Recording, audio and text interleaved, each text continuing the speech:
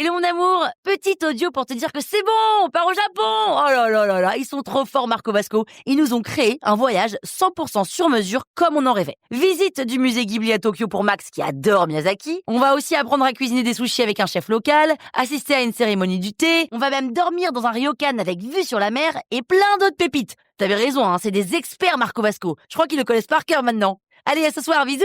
Rendez-vous sur marcovasco.fr et vivez votre voyage l'esprit libre.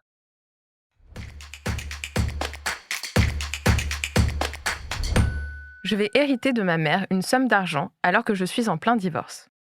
Étant donné que nous sommes mariés sous le régime de la communauté légale, est-ce que je dois partager cette somme avec mon futur ex-époux ?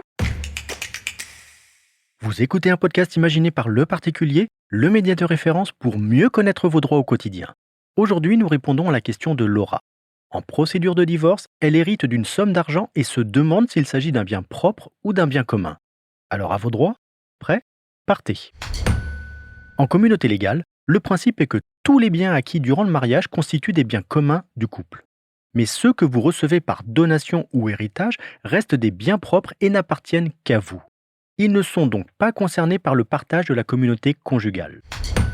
Pour conserver ce caractère propre, il est conseillé d'isoler cet argent en le déposant sur un compte spécifique sur lequel vous ne verserez pas d'argent commun.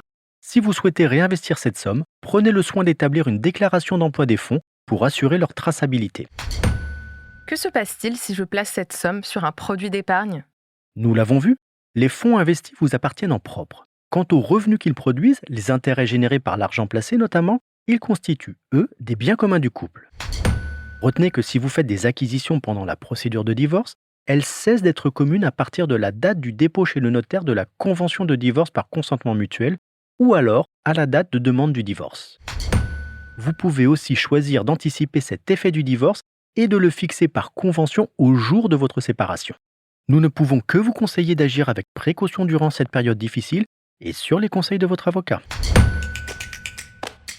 Je suis Arnaud Saugera, journaliste au particulier. Merci d'avoir écouté cet épisode. Si ce podcast vous intéresse, vous pouvez également retrouver toute l'actualité patrimoniale sur notre site leparticulier.lefigaro.fr. Hello mon amour, petit audio pour te dire que c'est bon, on part au Japon. Oh là là là là, ils sont trop forts Marco Vasco. Ils nous ont créé un voyage 100% sur mesure comme on en rêvait. Visite du musée Ghibli à Tokyo pour Max qui adore Miyazaki. On va aussi apprendre à cuisiner des sushis avec un chef local, assister à une cérémonie du thé. On va même dormir dans un ryokan avec vue sur la mer et plein d'autres pépites. T'avais raison, hein, c'est des experts Marco Vasco. Je crois qu'ils le connaissent par cœur maintenant. Allez, à ce soir, bisous. Rendez-vous sur marcovasco.fr et vivez votre voyage l'esprit libre.